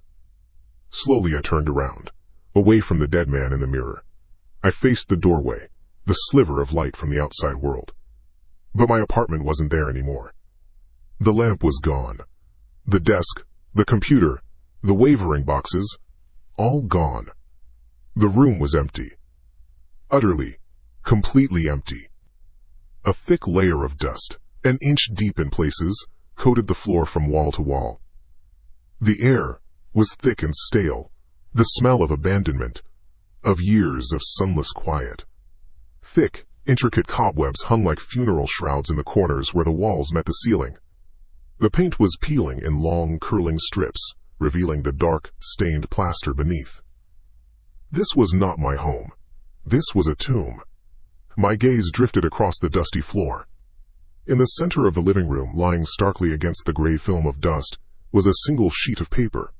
It was yellowed, brittle at the edges, folded in half. I moved toward it. Walking felt different now, less like moving my body and more like simply willing myself to a new location. I knelt. The dust didn't stir around my knees. I reached down for the paper. My fingers, shimmering and indistinct, passed through at once. I tried again, concentrating, focusing my will on the object. This time, my fingertips made contact. It felt like touching cold static. I managed to pinch a corner and lift it. I unfolded it. It was a newspaper clipping. The ink was faded. The headline was stark. Local programmer dead in apparent suicide. I read the words, but my brain was already far ahead of them, I knew what it would say. A young man, identified as Liam Asher, 28, was found deceased in his fourth-floor apartment at the Glenwood Arms complex yesterday. My name, my age. Police have ruled out foul play. Neighbors described Mr. Asher as quiet and withdrawn. The building superintendent noted that he had recently lost his job and seemed to be suffering from severe depression. My eyes scanned down, hunting for one last thing. One final nail. I found it at the top, next to the masthead. The date. October 17th. 2 years ago. The paper slipped from my uncertain fingers and drifted back to the dusty floor. The pieces didn't click into place. They crashed. The phantom journal. My scrambled memories of packing. The constant headaches. My frantic belief that someone was in 404, watching me. It was never someone else. It was me. A confused, fragmented echo of me, trying to warn myself. Trying to tell a story I couldn't fully remember. The pacing man, the eyes in the closet, they were my own despair, my own final moments, replaying on a loop. I was the quiet neighbor, the one in 405. The one the girl in 404 could have sworn she heard, a faint noise through the wall. I did not move into this apartment a few days ago. I never left it. The paper was a dead leaf on a field of gray ash. My name was on it. Liam Asher. The date was 2 years ago. The world outside the obituary, the world of dusty floors and peeling paint, did not spin. It locked into place with the hard, final click of a coffin lid. There was no denial left to burn. There was only the cold. I did not get up. I did not need to. The kneeling posture dissolved and I was simply standing, the dust on the floor remaining a perfect, undisturbed blanket. The laws of weight and presence no longer applied. I was a broadcast, a signal replaying in a dead room. The headache was gone. The confusion was gone. They were replaced by a clarity that was far worse than the madness. A clarity that felt like drowning in ice water. Every distorted memory, every moment of perceived paranoia, now lay before me like dissected parts on a metal tray. The story in the journal wasn't a warning for me. It was a warning from me. A garbled, desperate message from a part of myself that remembered the truth, trying to break through the loop. The man pacing. The eyes in the closet. My own final days, playing out like a damaged film. The neighbor. The one in 404. The thought of her sparked something. Not warmth, not hope. A flicker of responsibility. She was real. She was alive. A new instinct, one that had nothing to do with my own survival, took hold. I had to see. I turned toward the wall that separated my tomb from her home. As I focused on it, the solid plaster and faded paint began to lose their definition. The texture wavered, like heat rising from pavement. It thinned, becoming a sheet of smoke-filled glass. The sounds sharpened. I could hear her. "No, Mom, I'm not overreacting. There's something wrong with this place." Through the shimmering veil I saw her. The girl from the hallway. She was pacing the floor of her own small apartment, a mirror image of my own frantic movements just hours, or was it a lifetime, ago. She held a phone pressed to her ear, her other hand twisting a strand of her hair. Her room was clean, filled with the warmth of life. A half-unpacked box of books sat on a chair. A colorful throw blanket was draped over the sofa. It was a place where things belonged. "I told you about the noises," she said, her voice strained. "And tonight, I swear, I heard a man screaming, a horrible scream, but it was like it was coming from inside my own head. Then I went out, and there he was." She stopped pacing and shuddered. I saw her reflection in a framed picture on her wall, a distorted, terrified face. The man from 405. The super said, "God, he said the guy who lived there killed himself 2 years ago." But he was right there. He looked at me. A memory, not my own, flashed behind my eyes. It was sharp and brutal.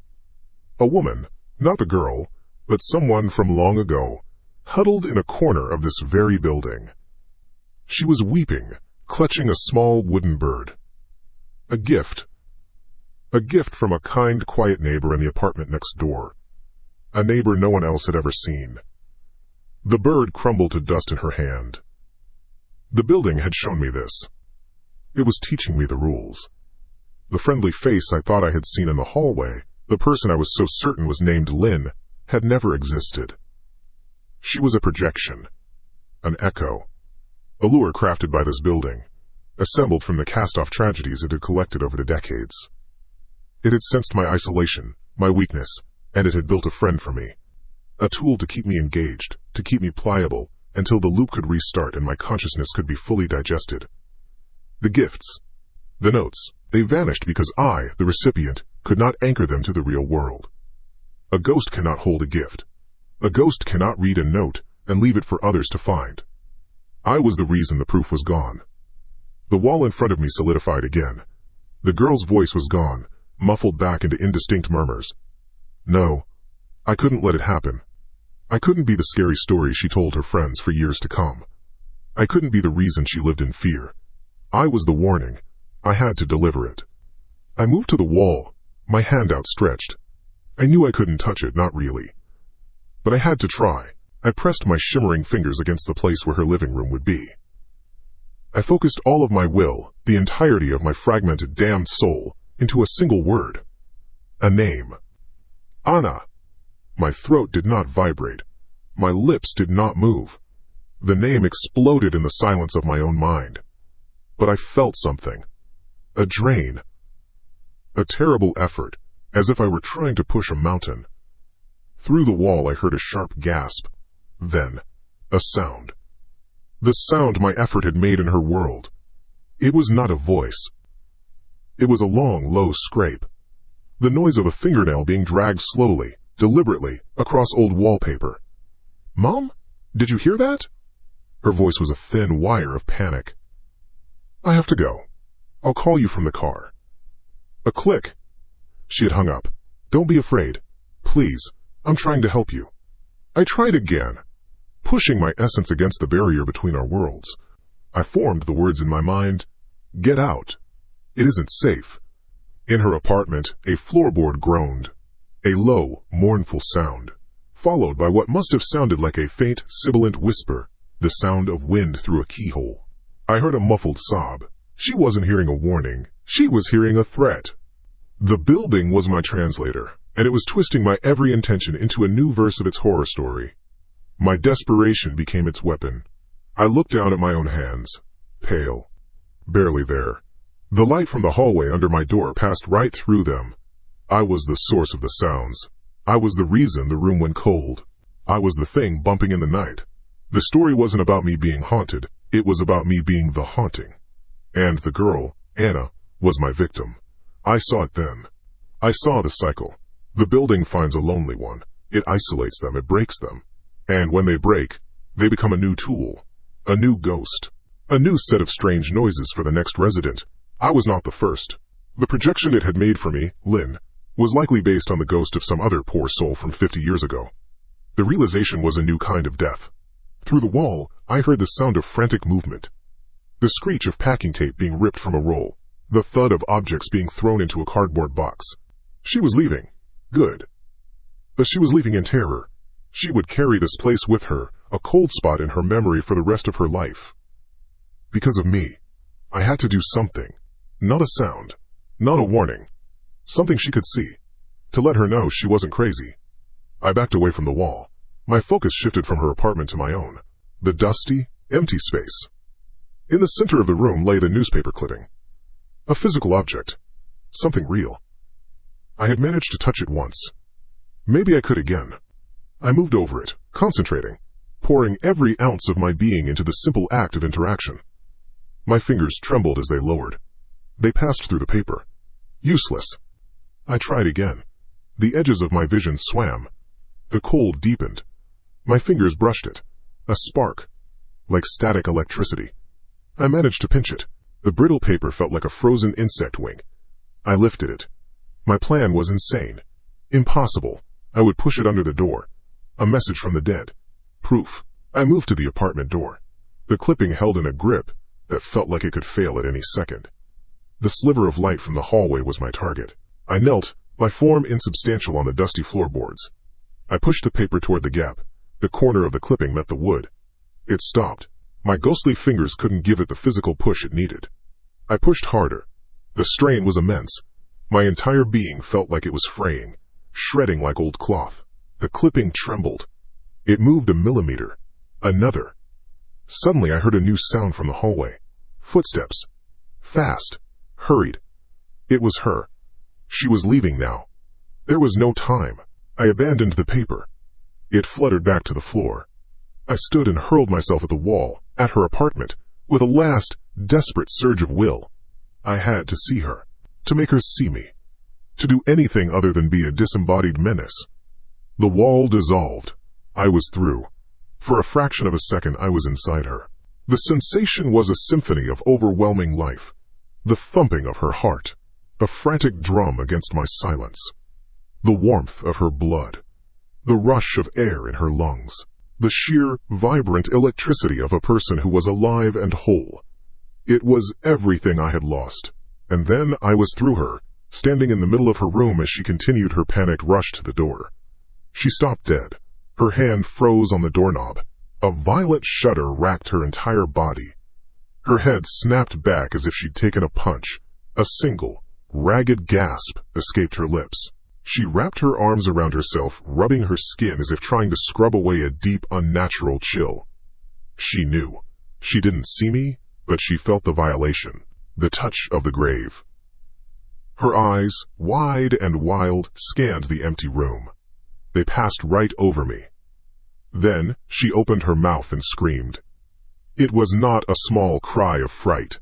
It was a raw, primal roar of pure terror. A sound that ripped from the deepest part of her. A sound I would have given anything to be able to make. She didn't grab her purse. She didn't grab her keys. She wrenched the door open and fled, her footsteps echoing down the hall, down the stairs, and finally, out of my hearing forever. Silence. The door to 404 hung wide open, revealing an empty hallway. My own door remained shut. I stood in her half-packed apartment, a ghost in a stranger's abandoned life. The colorful blanket. The box of books. All left behind. I had failed. I hadn't saved her. I had only become the climax of her horror story. I was alone between two empty rooms. A dead man's tomb, and a frightened woman's hasty escape. I was a fixture now, a permanent resident. The quiet neighbor in 405. A thought bloomed in my mind. A thought that was not mine. It was cold, patient, and vast. It felt of old brick, and settling foundations, of cracked plaster, and time itself. It was the voice of the building. Another has gone. The thought was calm, without malice. A simple statement of fact. Another will come. The play must go on. The wall between the apartments solidified, becoming opaque once more. I was sealed back inside my room. My tomb. The loop was reset. I stood in the dust, waiting for the next lonely soul to sign a lease. Waiting to play my part. Waiting for the sound of new footsteps in the hall. Time did not pass. It pooled. A static lake of dust and dim light. The sun was a slow, arching stain that bleached a path across the floorboards each day before the dark washed it away. I was a rock in the middle of that lake. Unmoving. Unchanged. The dust on my shoulders was the same dust from the first cycle of light. I didn't breathe. I didn't need to. I only watched the light come and go. 100 times. 1,000. There was no way to count. There was only the waiting, the silence. Then a sound. It was not a sound of the building. Not the groan of old pipes or the sigh of the foundation settling. This was from outside. A low diesel grumble that vibrated through the floor. A foreign pulse against the dead quiet. Brakes hissed. A long release of pressure. A heavy door slammed shut. Metal clanged against metal. A moving truck. The sound was an anchor, pulling me from the gray expanse of waiting. I was at the window. I did not remember crossing the room. The glass was filthy, filmed over with years of grime that distorted the world outside into a watery smear. Below, on the street, was a yellow rental truck. Its back ramp was down, a steel tongue touching the curb. 2 men were at the rear of it. One was thick-set, wearing a stained t-shirt. The other was younger, thinner, He stood with his hands on his hips, looking up at the facade of the building. Looking up toward my window, I watched him. He had the tired slump of someone at the end of a long drive. He ran a hand through his hair, then pointed up at the 4th floor. At the apartment next to mine. 404. A new instinct, cold and sharp, pierced the fog. A purpose. Another one. The thought was not mine. It was a cold resonance from the walls around me. A feeling of deep, patient satisfaction. The building was aware. It was pleased. I turned from the window. The silence in the hallway outside my door was about to be broken. I moved toward the door, my feet making no impression on the blanket of dust. I waited. The sounds came in sequence, each one a hammer blow against the quiet. Heavy, scuffing footsteps on the main stairs. The labor of it. A muttered curse echoing in the stairwell. The steps grew louder, reaching the 4th floor landing. A thud as a heavy box was set down. The jangle of keys. A moment of fumbling. Then the scrape of metal in a lock. Not my lock. The one next door. A sharp metallic click. The bolt was thrown. The door to 404 swung open with a long, low groan of unused hinges. I did not need the peephole. I pressed my focus against the wall, and the plaster and wood became a thin, dirty film. I saw him. The young man from the street. He stood in the doorway of 404, silhouetted against the light from the hall. He was breathing heavily. He pushed a box inside with his foot, then stepped in after it, his shoulders sagging. He looked around the small, bare room, a mirror of my own. It had the same layout, the same sad little kitchen counter, the same large window facing the street. But his was clean. The previous tenant, Anna, had left it in a panic, but the building superintendent must have had it scrubbed. It was a blank canvas. He set his keys on the counter. The small clatter was loud in the twin apartments. He walked through the space, his boots loud on the hardwood. He ran a hand along the wall, then went to the window and looked down at the truck. He looked just like me. A man alone in a new city. A man seeking a quiet place to start over. He was the perfect choice. And then the pressure began. It started as a dull ache behind my eyes, the memory of a headache I could no longer physically have. A cold weight settled in my mind. The image of the girl, Anna, her face a mask of terror as she fled, began to flicker. It wavered like a bad television signal. The sounds of her terrified scream, the memory of her living warmth as I passed through her, it all began to fray at the edges. A new thought, a cold, intrusive instruction seeped into me. It felt like my own. It's been a long drive. The pressure in my skull intensified. The obituary, the one with my name on it, the brittle paper I had held for a single, impossible moment. It dissolved into nothing. The clarity I had felt, the terrible truth of my own death, was being systematically erased. The building was editing me. It was wiping the slate clean, preparing its tool for a new performance. So much to unpack. I hate this part. The thought came with a phantom sensation of tired muscles and an aching back. The building wasn't just giving me a script, it was making me feel it. The truth of my ghostly state became a distant, confusing dream. The reality of being a new tenant, of being alive and weary, was being poured into me like concrete. The walls themselves were doing it. I could feel their immense, ancient will bearing down, crushing my awareness, reshaping me. I was its puppet, and it was pulling the strings, forcing my limbs into a familiar dance. The transition was complete. The pressure receded. I stood in the middle of my apartment, 405. The dust on the floor was just a nuisance, the result of the place being vacant before I got here. A dozen cardboard boxes were stacked against the walls, printed with the logo of a moving company. My boxes. I ran a hand over my face. I was tired. The cross-country drive had been brutal. But I was here now, my own place. A noise from next door. A scrape and a thud. The neighbor. I walked to the door, the floorboards creaking slightly under my weight. My weight. It felt good to have it back. I looked through the peephole. The fisheye lens showed the hallway and the door to 404, which was still ajar. I could see a slice of the room inside, a man's arm as he heaved a box onto the floor. A feeling stirred in my chest. A simple, human impulse. Loneliness. A desire for connection in a new, strange place. I should say hello. Be a good neighbor. It's the right thing to do. I looked around my own mess. There was a box from a bakery near the kitchen counter. I'd bought it on the way into town. A small box of assorted pastries. A perfect welcome gift. I walked over, my steps feeling solid, real. I picked up the box. It had a nice heft to it. I felt the smooth cardboard under my fingers. I walked back to the door, opened it, and stepped into the hallway. It was colder out here. The man in 404 was on his knees, cutting open a box with a utility knife. His back was to me. The door was open wide enough for me to see him clearly. He was talking to himself, a low mumble. Put the lamp over here, I guess. He stopped. The hand holding the knife froze mid-slice, his head lifted. He looked from side to side, his shoulders tense. He shivered, a quick, violent shudder, and rubbed his arms. Jesus, he muttered. Drafty. He must have felt the cold air from my open door. I took a step forward, my shoes silent on the worn runner in the hall. I raised my hand in a small, friendly wave. Hey there, I said. My voice felt right in my throat. Calm. Neighborly. He flinched. His head whipped around, his eyes wide and scanning the hallway. He looked right at the space where I was standing. He looked through me. His eyes were unfocused, searching for the source of a sound he hadn't heard, a movement he hadn't quite seen. Hello? He called out. His voice was tight.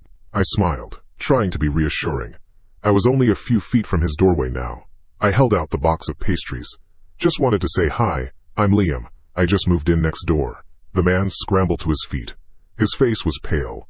The utility knife was still in his hand, the blade extended. He kept looking around the hallway, his gaze darting from the stairwell to the elevator and back to my closed door. My door was closed. I frowned. I had just opened it. Strange. His eyes passed over me again, and this time a flicker of something registered. He squinted.